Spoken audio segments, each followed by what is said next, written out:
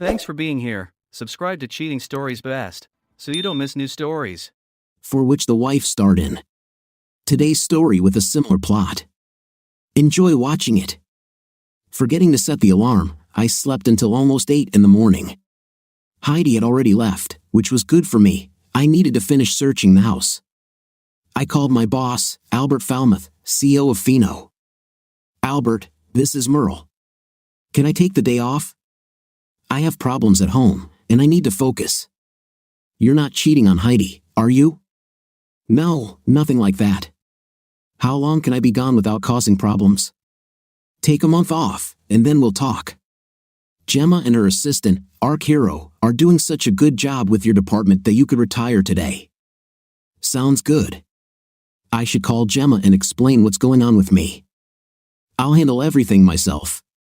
Relax and enjoy your vacation. Maybe I can persuade your wife to spend more time at home. What do you mean, Albert? Oh, well, you told me about all the nights you're alone until late. Merle, I have another call. Don't worry about anything. Goodbye. It was strange because I had never told him about my wife. I made myself some muesli and toast, wondering where I should look next, the attic, the spare bedroom, or the garage. I decided to start in the attic because the hatch and ladder were at the end of the hallway. Taking a flashlight from the kitchen drawer, I pulled down the ladder.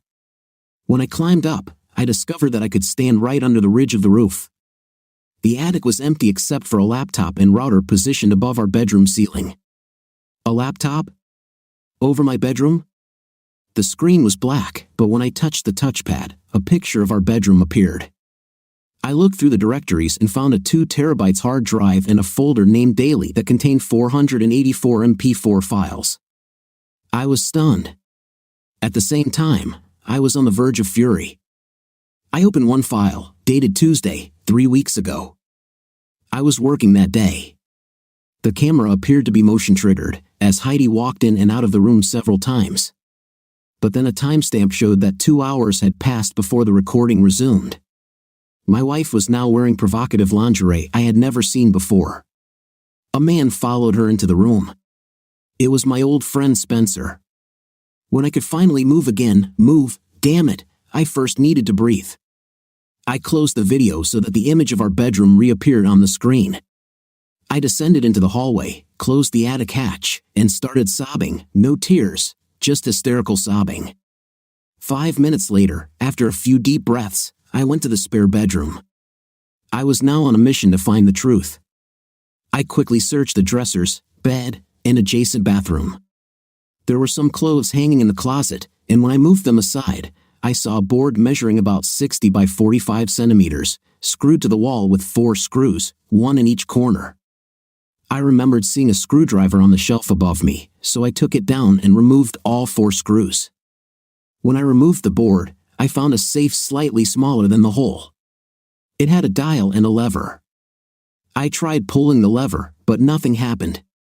I recalled Albert showing me in the office that if you turn the dial 2 numbers to the right after closing the safe, it would seem locked. But if you turn the dial to the left 2 numbers, the safe would open, a trick for lazy people. I took a deep breath and turned the dial to the left, 1 number, then another. I felt a click. When I pulled the lever again, it gave way, and the door swung open, revealing stacks of money, bundles of $100 bills. I pulled them out and counted 19 packs, totaling $110,000. I put everything back as I found it, closed the safe, replaced the board and screws, and returned the screwdriver to the shelf. Everything looked as it had before. I needed to talk to someone who knew about computers and phones. But who? Maria Nguyen came to mind. She's at work now. I helped her get a job, a green card, and citizenship. Plus, she was my assistant for a year. I opened my little black book, where I kept my personal contacts, found her information, and called her work phone. IT department, Maria Nguyen speaking. How can I help you? Do you want to run away with a 36-year-old man and never work again? Merle. You never call. What do you mean by run away? If it's with you, I'll leave today. Don't quit just yet. I need to talk to a friend, and I don't have many friends left. I'll call Mom. She'll make dinner for us, and you can tell me everything. Oh, Merle, I miss working with you so much. Then why did you ask for a transfer 8 years ago? Not by phone. I'll text you my new address. I bought a big house when my mom moved here 3 years ago. See you today at 6. Oh, I have another call. It's Jem. See you tonight. I hung up and walked into the bedroom, where I noticed a piece of paper on the floor next to Heidi's dresser. It was a note. Dear Merle, I left early to help Meredith with the property auction in Charlotte. We'll go there today and stay home tomorrow. I'll be later than usual, but I will devote the whole day tomorrow to you. Love you. Heidi. Sure, it's all mine, except that I share you with half the city. I took out a yellow pad from my briefcase and made a list of the pros and cons of staying married. I titled one column Stay, I'll forgive her, and the other Go to hell. Then I listed the reasons under each column. The result was 2 points in favor of staying and 13 points in favor of leaving. Afterward, I made a list of things I needed to do to leave, which took almost an hour. My final list included things I wanted to take with me, and I got through it quickly. Aside from my clothes and personal belongings, everything else belonged to her. Well, okay, as they say, possession is 9/10 of the law. I made myself a light lunch, a sandwich and chips, and then went to watch TV. Around 2:30, I saw Heidi's BMW drive up to the house. Watching through the large window, I saw her slow down, probably noticing my car in front of the garage. Then she sped up and drove away. There was someone in the passenger seat who looked like my friend Spencer. She had written in the note that she would be in Charlotte with Meredith, another lie. I set the alarm on my watch and closed my eyes. At 4:30, the alarm rang. I showered, shaved, and dressed in casual clothes.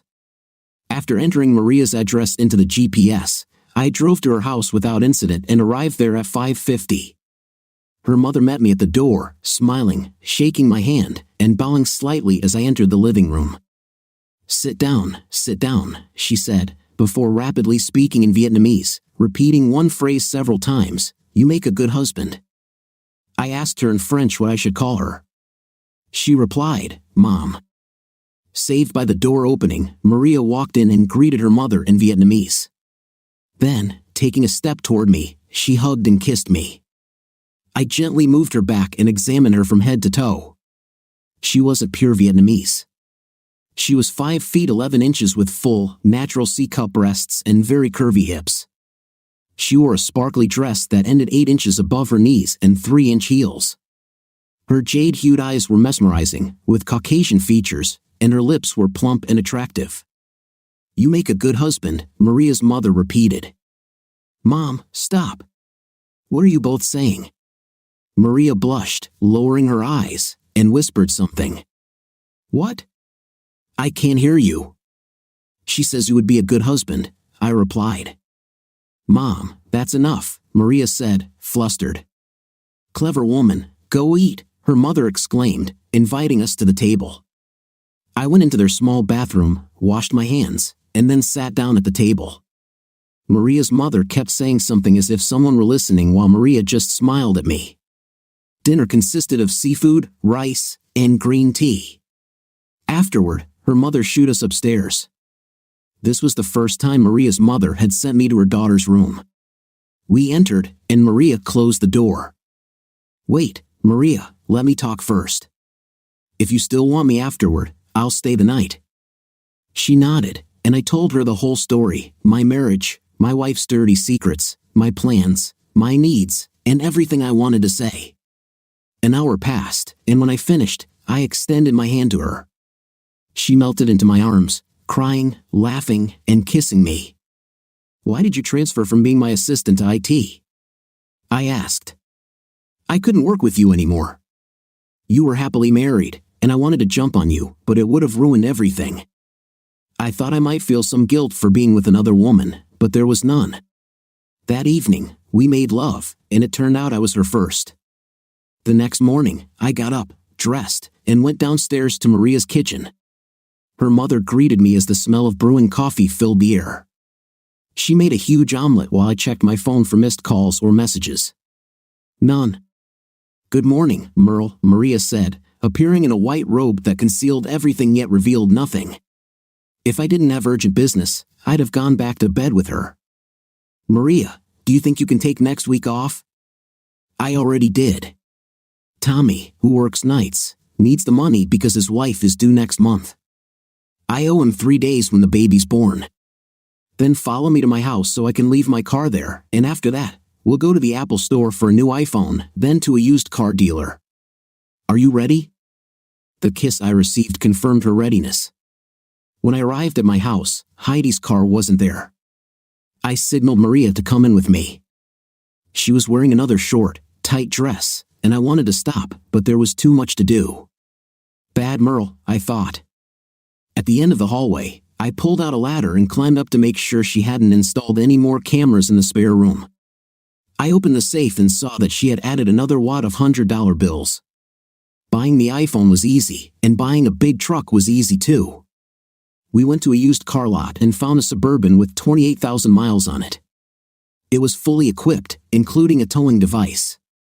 I was about to go into the office when a beautiful, tall blonde in a red dress came out. Hi, how can I help you?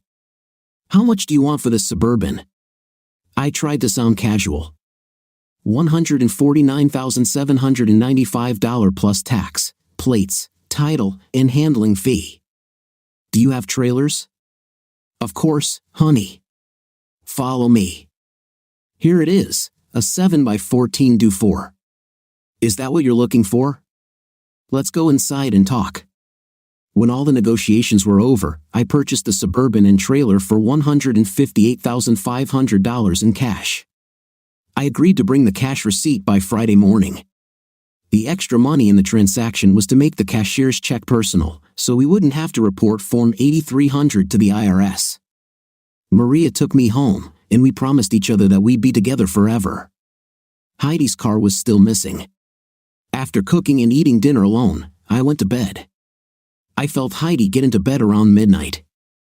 I woke up at 4 a.m. to the alarm on my watch.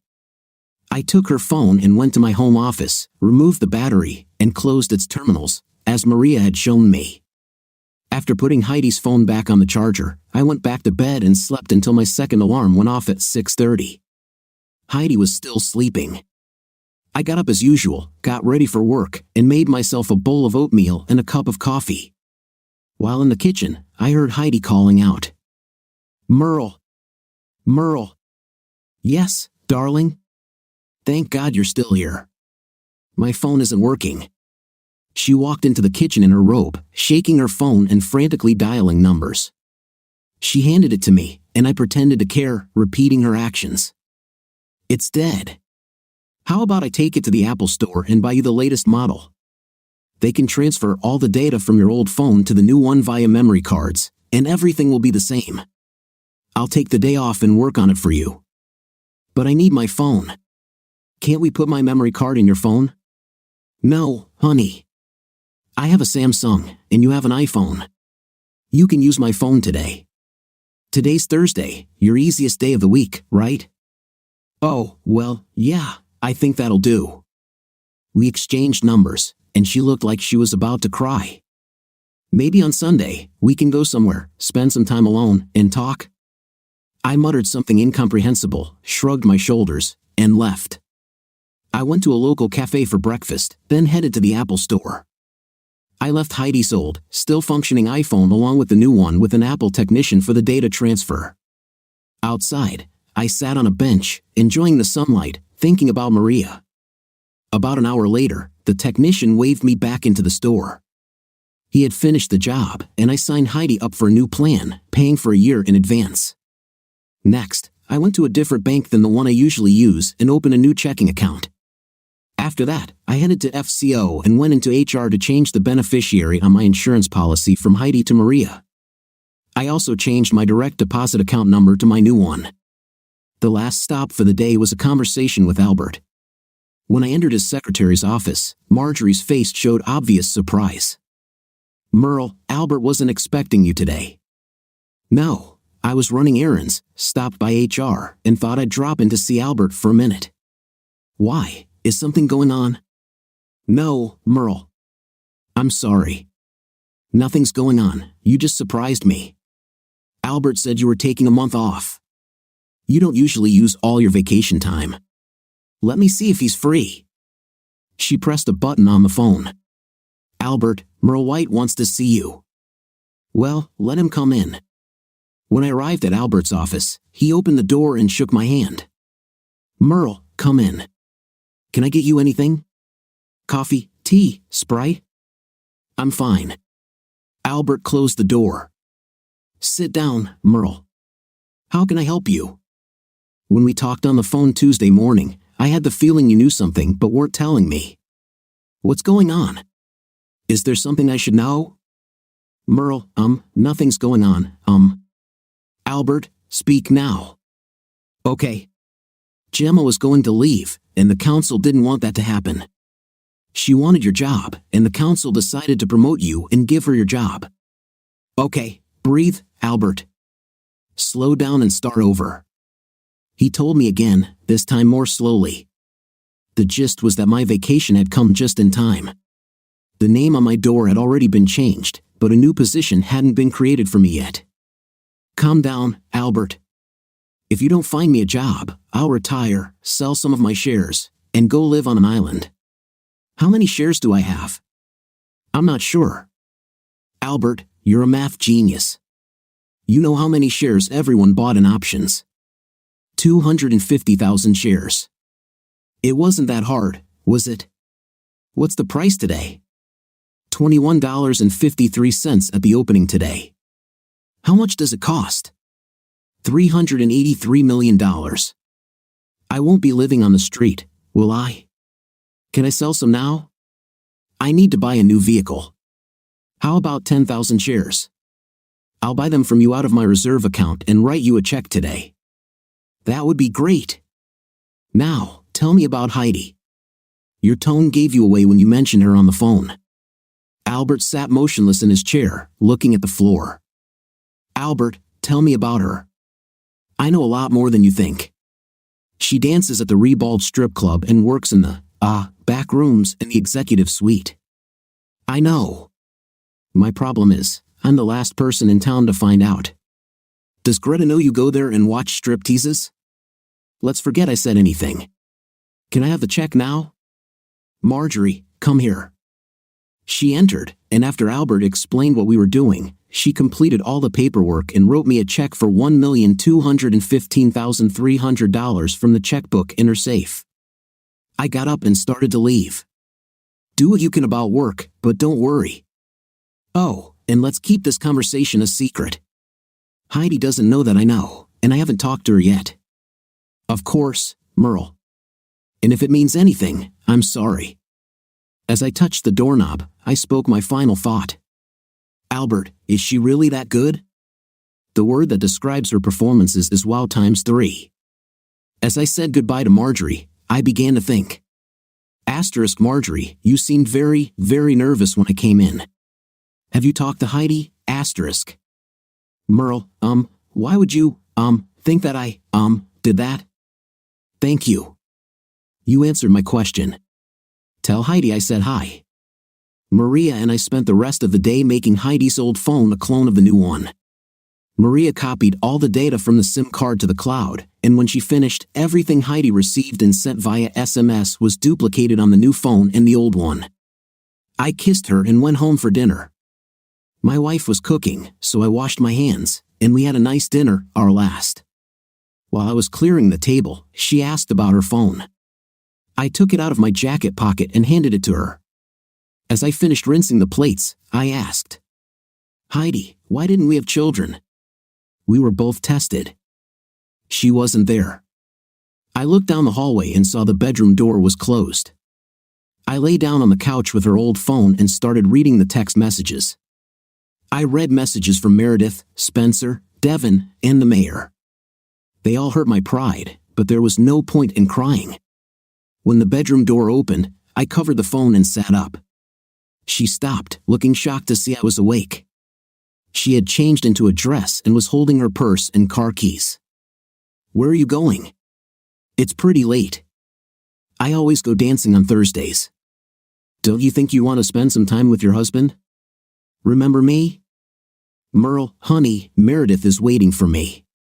I can't let her down. Really? You can only let your husband down? Whatever. Where's my damn phone, Merle? Watch your language. She took my phone out of her purse and handed it to me. I roughly snatched it from her and turned away. When I didn't hear her leave, I turned around and barked. What the hell are you waiting for, Christmas? You can't let poor Meredith down.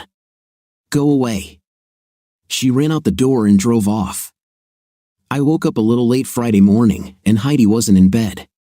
Her side was untouched, so she had probably slept elsewhere.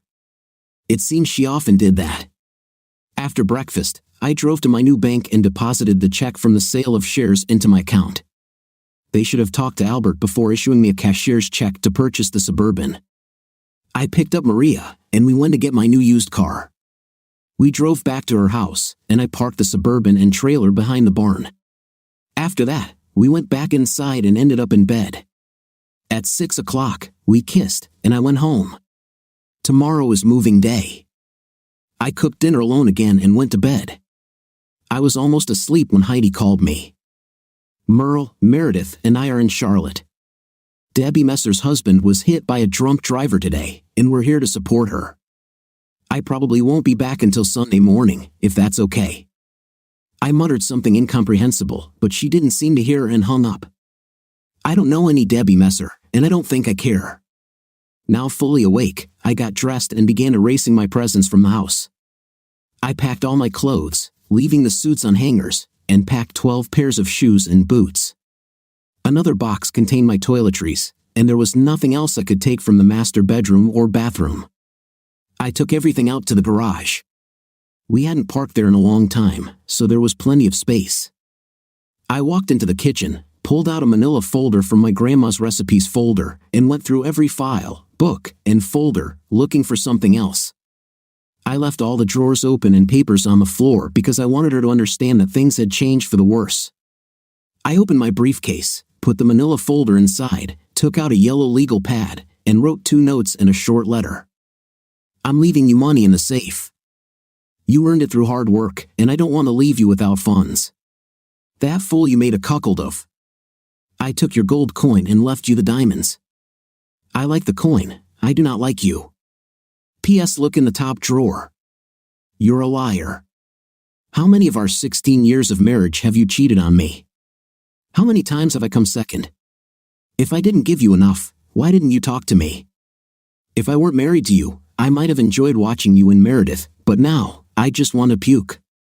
When you receive your divorce papers, discuss them with a lawyer, not the person bailing you out. Sign them and send them back. At least now I understand why you never got pregnant. You couldn't ruin that perfect body with a screaming baby just to make your idiot husband happy. I'm only 36. Maybe I can find a woman with moral principles who will love me and want children.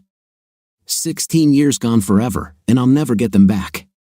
Pretend I'm dead. Sincerely, the fool who said yes to you.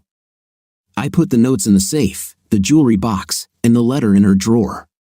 Then, I wandered around the house, looking for anything else I might need. After that, I undressed and went to bed. My phone rang, and I opened one eye to look for it. It was on the floor. Hello? Hey honey, are you just waking up? It was Maria. Why are you calling so early? Is it early? It's already 10:30. Where's your wife? I was worried you two had a fight, and she hurt you. Oh, she and Meredith made up some story about their friend's husband dying, blah blah blah. Let me get dressed and come pick up the Suburban and trailer. I've got news for you. Bye. Love you, my Maria. It was 12:30 when we arrived back at my house in the Suburban. We loaded all of my clothes into the back seat and cargo area, then piled my suits on top. Maria started asking me about other things I might want to take. Photos, memorabilia, Christmas decorations, family Bible, birth certificate, property documents, tax returns. Tax returns? You're a genius. We went to my office, and I pulled out the 20 by 5 centimeters metal box where I kept all our tax returns, or so I thought. What else? Your laptop in the attic. Oh, let me take it. You check your closet. She took the hook, lowered the ladder, and grabbed a flashlight from the drawer in the kitchen next to the refrigerator. I went to the closet and started taking out boxes. Holy saints! How could I forget about this? One of them contained mementos left to me after the deaths of my mother and grandmother. Another had my grandmother's silver cutlery set and tea set.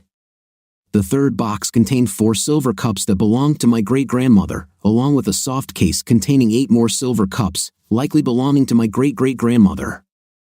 I looked around. Maria was still in the attic.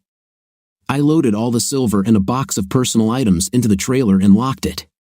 When I returned, Maria was just raising the stairs back. I walked over and kissed her. Wait until you see what I found. Why is it taking so long? Sorry, I wanted to make sure I could bypass any password. She held the laptop in her left hand and pulled a flash drive from her pocket. She saw the mess in my office and shook her head. Hey, I don't have to clean it up, I teased.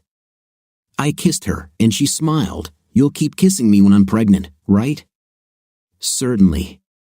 That's enough talk, let's go practice. We got into the car and drove off. As we left, I noticed a police car approaching down the street. I parked, jumped out, and waved to them. They stopped and rolled down the passenger window. Good afternoon, officers. The driver was a blonde sergeant, and her partner was a large man. I'm breaking up with my wife, and I made a mess getting my things. She won't be back until tomorrow morning, and I know she'll react badly, probably call the police. It just dawned on me that I could have warned you. Is there anything I can do to prevent her from wasting your time and the department's time? The man pulled out a PDA and asked for my driver's license. I handed it over, and he scanned it. The sergeant looked at the laptop, and her eyes widened, her mouth forming a sado expression. Oh God, I'm the only person in town who didn't know, I said, tears welling up in my eyes. I felt worthless. Mr. White, we're sorry. We can't make a formal report, but we will notify our shift supervisor. It's okay, sir. You're doing the right thing by leaving. Take care of yourself. We watched them drive away. Then, we got back into the car. I shifted gears and headed towards my new home. We didn't talk much on the road, Maria just held my right hand. When we arrived at her lot, I asked, is there a place for me to stay? Of course, honey. That barn right in front of us, you can park inside. We can put a mattress in the back of the Suburban and hook up a garden hose for the shower. Stop, I'm ticklish, please stop. I tickled her under the arms. If I sleep there, then so will you. I stopped tickling her, and she kissed me. I would sleep with you even in a stinking trash can, she said, and kissed me again. We brought my clothes into her room. The boxes were left in the dining room. When we brought the boxes in, I left them on the floor in the dining room. As I brought in the last box, Maria's mother came downstairs. She began to talk quickly, her eyes sparkling with anger as she waved her arms until I took the case with the silverware out of the box. When I opened it, she said something admiringly that I didn't understand. She spoke again, and Maria translated, she tells you to put everything on the table. When all 4 sets of silver were on the table, her mother fell silent, walking around it with small steps, lightly touching the silver. Maria and I stood silently, watching her. After a couple of minutes, she spoke again and began waving her arms. She says, go clean your room, put that box in my office, and get the other 2 boxes out of the house, Maria translated. I took the empty boxes out and put them in the trash. Upstairs in Maria's room, I saw that all my hanging clothes were in the closet, and she was sorting my folded clothes into the chest of drawers. Go help Mom. We need to go shopping for you. You have no style, no chic. Mom says put away the boxes, and I say your clothes suck, Maria said. After being kicked out of my room, I went to see what her mom was doing. She had a jeweler's loupe and was examining the cutlery. When she saw me watching her, she beckoned me over. Come here, she sighed. Where did you get this? Where did I get this? I said, drawing on my French lessons from school. My mother's great-great-grandmother, I added, hoping that made sense. Maria called for me again. Merle, I need you. I hesitated, and Maria's mother waved me off. Merle, we need to go shopping. Your underwear and socks are terrible. Most of your casual clothes are wearable, and your suits are well-tailored, but you still need new clothes.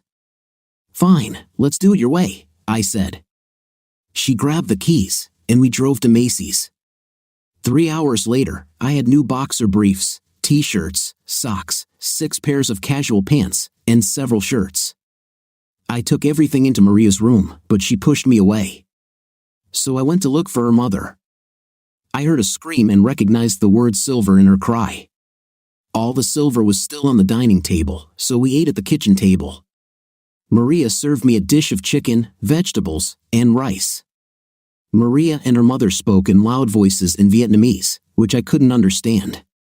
After finishing my second helping, I put the dishes in the dishwasher and went into Maria's office to connect the laptop. It loaded quickly and didn't require a password. Curious, I looked through the directory and found a bunch of video files sorted by date. Before browsing, I created several folders: No Intimate Night with Me, Intimate with Unknown, Intimate with Famous, and Night with Spencer. Spencer was involved in this mess, and I was determined to figure it out. The most recent file had no intimate on video for 21 days, then one alone with Spencer, still no night. I didn't watch the whole videos, just 30 seconds or less to sort them. After another half hour of sorting, my mom came in and said, "Let's go." She walked into the living room and sat down in a chair, motioning for me to sit on the sofa. Maria and I sat down, waiting. Mom spoke, and after about 20 seconds, Maria reacted angrily to her words. They went back and forth, their voices getting louder. I couldn't take it anymore and jumped up, shouting, "Stop!" Mom's eyes were full of tears, and Maria was crying. "Maria, as briefly as possible, what's going on?" I asked, handing her a handkerchief. "It's about the silver." "Please translate for me, Maria," I said, turning to her mother and gently wiping her tears with a handkerchief. I kissed her on the forehead, took both her hands, and said, "Mom, I don't allow mother and daughter to speak to each other in such angry tones. I may be an outsider, but I understand family traditions. In your culture, a bride's dowry is important, but I didn't ask for permission to marry your daughter, and I haven't asked her to marry me yet. I'm still married, although I'll see a lawyer tomorrow. Please accept my family's silver as a gift for allowing me to stay here. When the time comes to pay a dowry, I promise you'll have everything I have now and everything I'll ever have. You are my mother now, and I'm proud to be considered your son-in-law." Mom motioned for me to sit in her chair.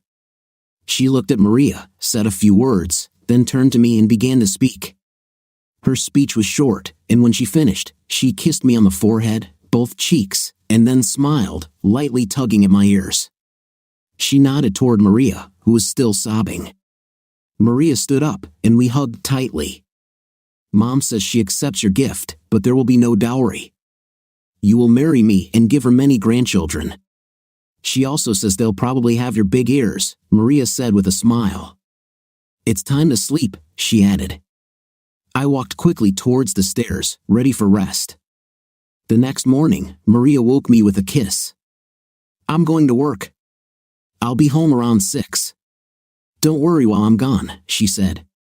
After getting up and heading downstairs, Maria's mom made me breakfast, Vietnamese scrambled eggs. After getting myself in order, I called the law firm that had worked for my father and 3 other generations of the White family. After being put on hold for a few minutes, my father's last lawyer answered the phone. "Merle White, how are you feeling, son?" Okay, well, maybe not so good, Mr. Greenfield." "Lee, Merle. Call me Lee, son. Now, what's the problem?" So, I told him my sad story, condensing 16 years into 10 minutes. "I'm in court this afternoon and all day tomorrow. We can meet at my office in Charlotte at 9 a.m. on Wednesday. Would that suit you? Merle, can I bring moral support with me?" "Everyone's welcome. I'll transfer you to my assistant, Tyler, who will tell you what to bring." "Wait 1 minute." I waited about 10 seconds before Tyler answered the phone, and we discussed what they needed. After I hung up, I noticed I had missed calls, text messages, and voicemails.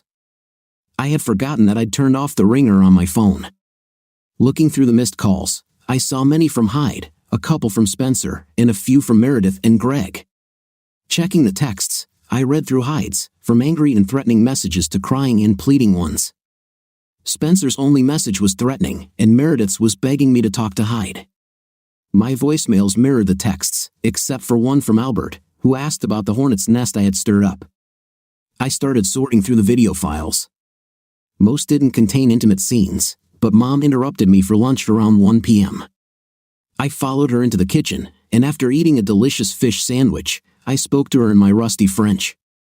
I think I asked why the silver meant so much to her.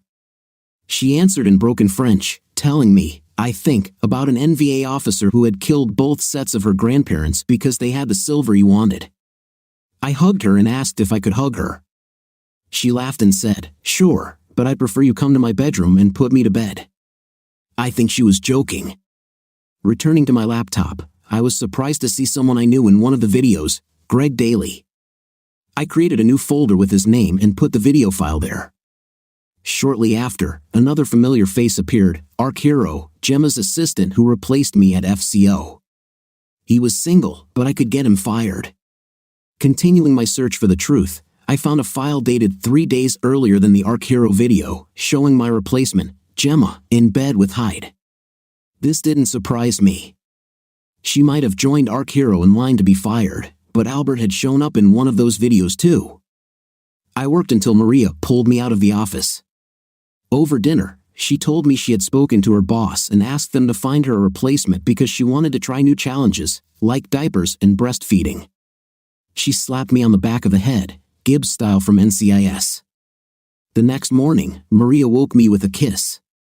As she got ready for work, I went downstairs to the kitchen, where Mom had prepared well-cooked eggs and meat pies with soy sauce.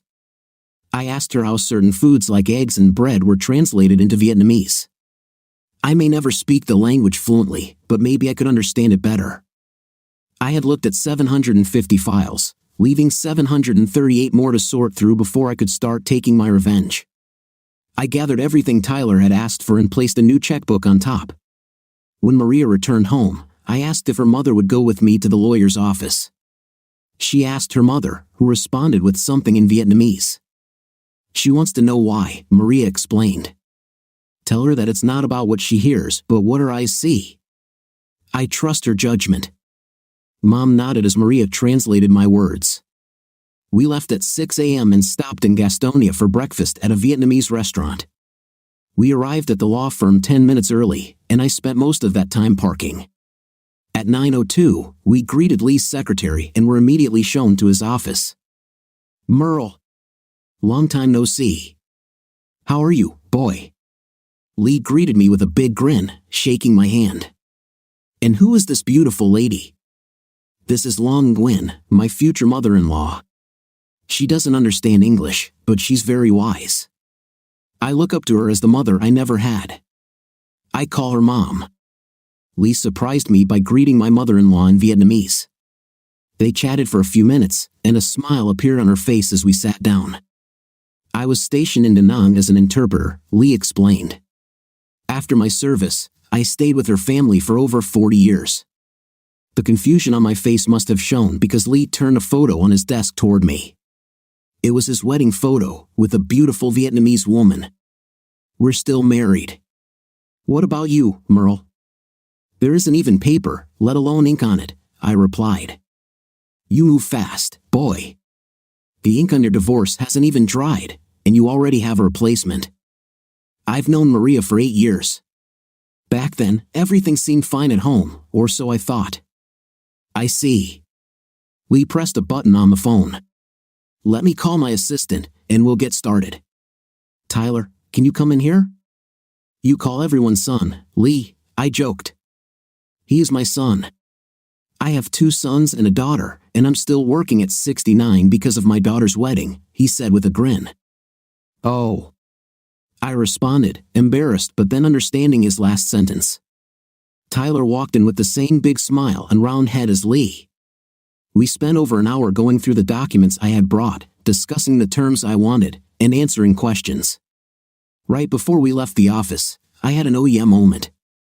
Lee, I just remembered, the manager at Rebald registered it as an LLC, Customer Perquisites LLC. Lee made a note and said, okay, it may not matter, but it's good to know. As we headed home, I felt good about the new path in life I had embarked on. On Thursday and Friday, I reviewed and sorted MP4 files. One more day and I could move on to the second stage, revenge on my enemies. When Maria returned on Friday evening, I knew she had good news. Guess what? You're pregnant, perhaps? Silly. They've almost hired my replacement. He has to give notice, and I'll need to spend a week with him. Hooray! I'm so excited. Maria grabbed me, and we started dancing without music, just with love. I want to go out to dinner and dance. There's a restaurant and dance club I've never been to on the outskirts of town. I want to go. We got dressed up, went out, and had a wonderful date. I woke up early Saturday morning, eager to finish sorting through the remaining files. Maria wanted to help, so I copied the Spencer video onto a flash drive. If you have a program that can convert speech to text, that would help a lot. While she worked on her desktop computer, I continued on my laptop. After lunch, we kept working, and I finished at 4:15. Merle, I have 6 of the 20 transcribed and printed out. You don't need to decipher any more to understand that this man is beneath contempt. On Monday, you'll begin your revenge, starting with him. I took the pages she handed me and read them. Once I was done, I shredded all the documents and told her she didn't need to transcribe any more scenes. Spencer must disappear forever, I said. We ate what Maria cooked since Mom had dinner with Duong. Maria prepared breakfast the next morning while I read the Sunday newspaper. We spent the day lying in the sun, thinking of baby names, planning the wedding. I slept until 8, and Maria had already left for work. I was wandering around the house when the phone rang. It was Lee. Hey, Merle. We've prepared everything just the way you wanted. With what you told me about the reasons for the divorce and the videos you have, you can use that if she doesn't want to sign. I can't handle that for you, though, since it might look like coercion. I also found out that for the last 6 years, your tax returns were filed as married but filing separately. Did you know about this? No, but nothing surprises me. She handled our taxes for about 6 years, saying she was doing her part around the house. Even the IRS knew her secret before I did. I have a few questions. When should I file, and when do you want her served? Serve her as soon as possible. Can you get it to her today? Certainly can. I'll call you back. I grabbed my car keys and told Mom that I was heading out and would be back soon. I drove to my house, entering the street from the opposite side. Her car was parked in the garage next to Meredith's. I quickly left and returned home. It's strange to think about it, but Maria's house is now my home. I dialed Lee again. Lee, she never does anything on Mondays. I checked, and she's there with her best friend, Meredith. At 2:21, Tyler called me back. Hey, Merle. Heidi was served the papers at 2:05 today. On Tuesday morning, I thought out my plans for revenge without writing them down, so my mind couldn't testify against me. There were 4 men and 1 business I wanted to destroy. First was Mayor Rudolph Burns. I had several videos I could send to the newspapers to ruin his career. Then there was Devin Durand, owner of Rebald Strip Club. I was going to burn it down, I just needed to find someone who could help me. The police chief had covered up numerous complaints about the club's disruption of public order, so he would go down with the mayor. The last target was my old friend, Spencer McCoy. He made Heidi who she is now, and I would deal with him personally. Of the 34 men in the video, she had only slept with him once, but my gut told me to start with him. I knew 2 of the other men, and I planned to talk to them. The first was Bradley Smith, the high school principal. His first year as principal had been my senior year. I drove to the school and waited for him to finish a meeting. When he came out, he recognized me and invited me into his office. Hey, Merle. I haven't seen you since your 15th birthday party, 3 years ago. What brings you here? I want to talk to you about Heidi. About, I think you know. About what? Well, you know, how and where did this happen? Spencer McCoy came to me about a year ago, asking for advice on some personal issues. We got into his car, and he took me to Rebald. I'd never been there before, so I didn't think much of it. There she was on stage, fiery redhead, my wife. Spencer paid for a private dance in the back room. I finished my drink and followed her in. Immediately after I sat down, I lost consciousness. When I woke up, I was back at school, and Spencer was holding an ammonia capsule under my nose. He showed me a photo. It was a very candid shot of her with me. He didn't wait for my response. He simply said he wanted $1,500 a month, cash only, sent to his house on the 1st of every month. I've been crying ever since. What about my house? It was strange. Heidi, or the fiery redhead, called me and invited me over one morning. I knocked, and she pulled me inside and had a night with me. Then she told me to get dressed and get out. I didn't see her again. Maybe she thought he didn't get his money's worth at Rebald. I told him to hold on and stay alert. The second person I needed to talk to was David Van Ark, a neighbor, art gallery owner, and accomplished artist. He lived 3 houses away from me with his wife, Patina. Driving my Suburban, I parked in front of their house and walked up to the porch. After ringing the doorbell, I looked around their yard, admiring all the flowers Patina had planted. "Hey Merle, please come in." "David, Merle is here." I walked in and looked at Patina. They were both over 50, and she was still beautiful. "Merle, long time no see. How are you?" "There have been better weeks." "I need to talk to you alone, David." "We can talk in my studio." When I entered the studio, my senses were on overload, enveloped in the colors and the scent of flowers and vases throughout the room. My conversation with David went the same way as it had with Bradley, except that David was paying $1,500 a month. "That's why I paint so many paintings now," David said. "I need to replenish the money I took from our world travel fund without Patina knowing." "David!" Patina entered the studio and approached him. "Spencer was here 2 weeks ago, chatting about your misdeed and also about your visit to Merle. He thought I would be so angry that I'd want revenge with Night. He made a mistake. I tried to tell you, but I was afraid you might hurt him and end up in jail." David began to cry, and Patina hugged him. I explained that I would deal with Spencer and give them their money back. Spencer will be the first to go down. The next morning, I put together a package of evidence for Sarah, Spencer's wife. I drove past my old house, and Heidi and Spencer's cars were parked next to each other. This would make things easier. I took a couple of photos of the 2 cars side by side in my driveway, in case Sarah needed further proof. Driving to Spencer's house, I imagined Maria pregnant. All too soon, I parked next to Spencer's house. There was a Ford Taurus in the driveway and a for sale sign on the lawn. Taking the bag from the back seat, I walked to the front door, which was open. I shouted, "Sarah, are you there?" I heard the click of heels on the wooden floor, and as she turned the corner, a big smile appeared on her face. "Merle, where have you been? So much time has passed. How's Heidi?" "Wonderful. Why are you selling?" "Spence didn't tell me anything about moving. He bought a new house in Thousand Oaks and paid cash. He even put it in my name. All the bonuses he received and some investments he made brought in great returns. I need to talk to you. Spencer is in big trouble." I sat Sarah down and briefly told her my sad story. When she mentioned Spencer's computer was still in the house, I played one MP4 file showing him and Heidi in my bed.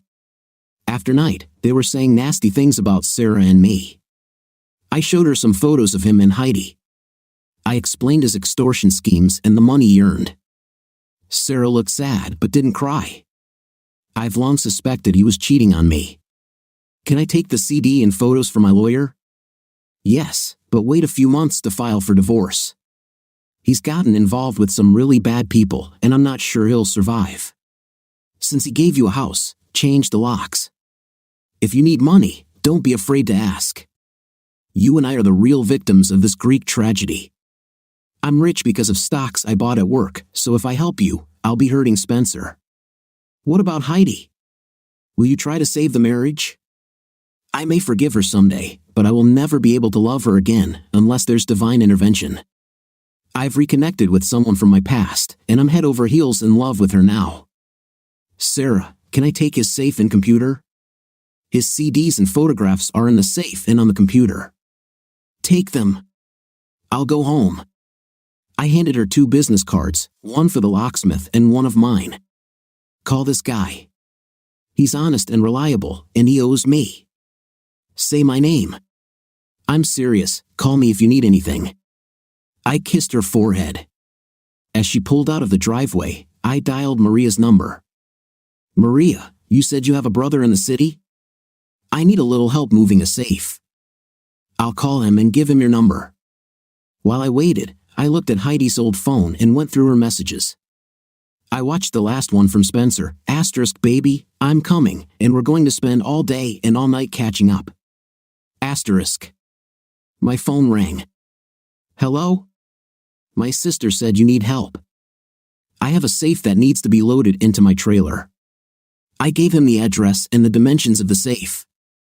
Someone will be there in 45 minutes. I'll be waiting.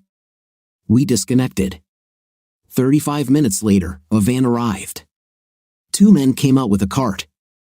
They loaded the safe onto my trailer and told me to call when I unloaded it. I grabbed the computer unit and drove home in my Suburban. The man was waiting for me at Maria's barn and introduced himself as her brother, Duong. After we unloaded the safe into Maria's barn, I covered it with a tarp. I asked Duong hypothetically if he knew anyone who could make a body disappear and if he knew where to get a clean pistol with a silencer. He said he would get back to me with an answer. I returned to the barn and examined the safe. People are so stupid. Spencer had taped a scrap of paper with the combination to the back of the safe. Upon opening it, I found additional photographs, CDs, personal papers, a will, and a stack of cash totaling $196,541. I left the money and burned the photos and CDs. I packed the personal papers to give to Sarah. My phone rang. It was Duong, saying, "Can this happen tonight?" Yes. He gave me the address, told me to drive my own car, not the Suburban, and to take $120,000 with me. I told my mom I was leaving and took $12,000 of Spencer's money with me. I drove to the address they gave me, which turned out to be a shopping center parking lot. I parked, and a van parked next to my passenger door. Duong got into my car with a packet in his hands. "This is what you asked for," he said, handing me the packet and a piece of paper. I gave him 2 stacks of $100 bills wrapped in newspaper. Follow the instructions exactly. He got out, and the van drove off.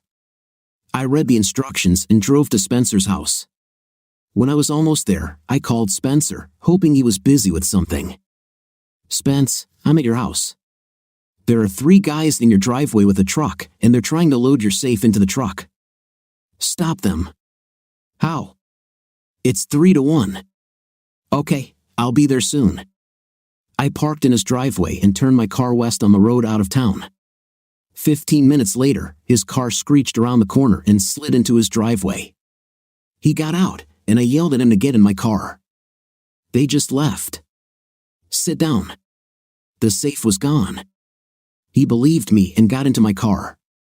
I drove quickly, following the road out of town.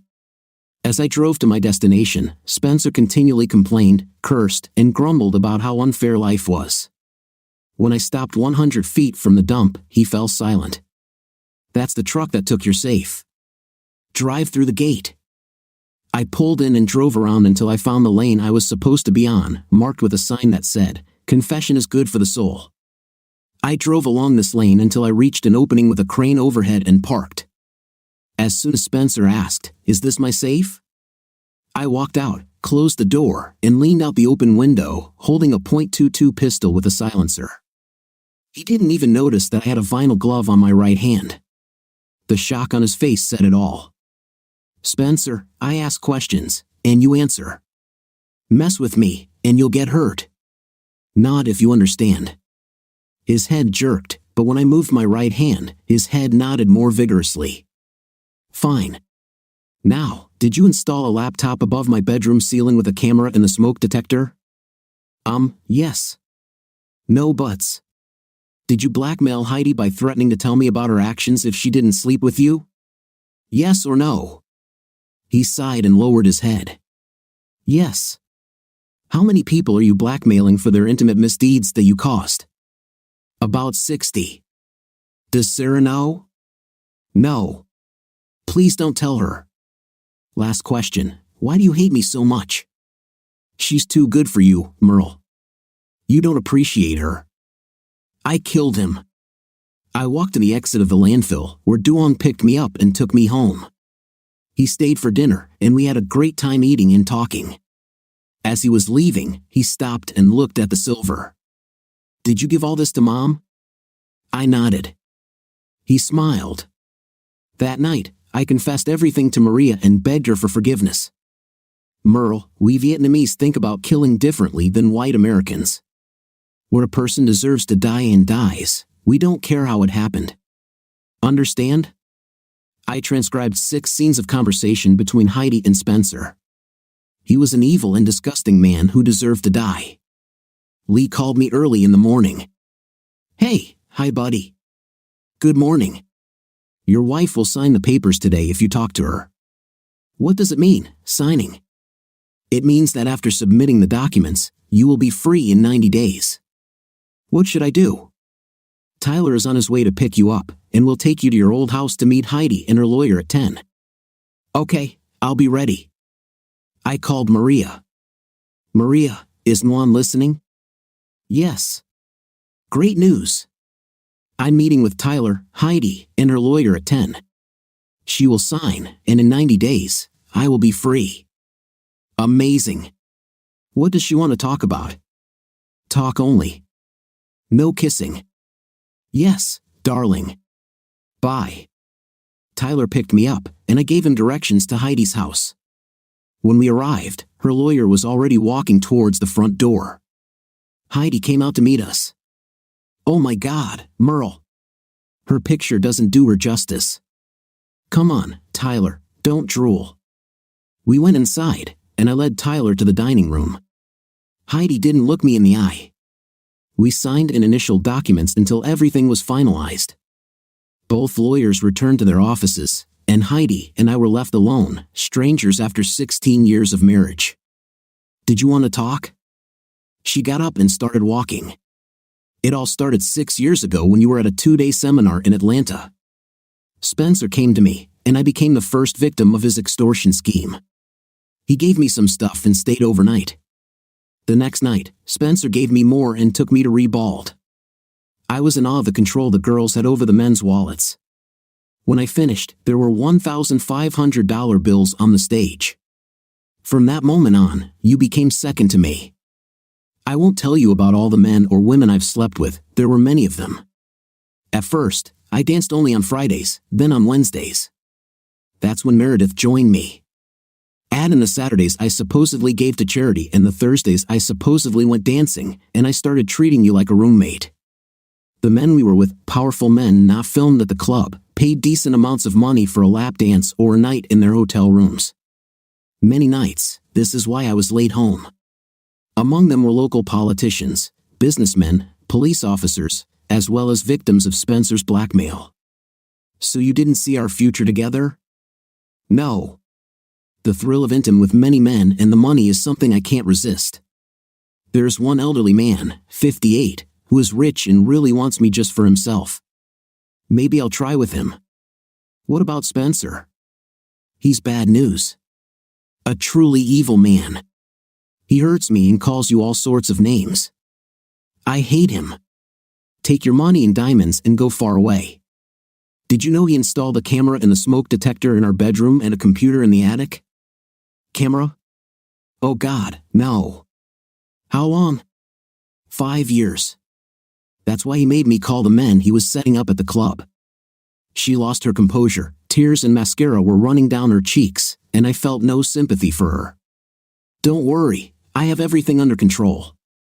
That's why you need to leave the city. I'll put the house up for sale. Go to your lawyer and sign a power of attorney.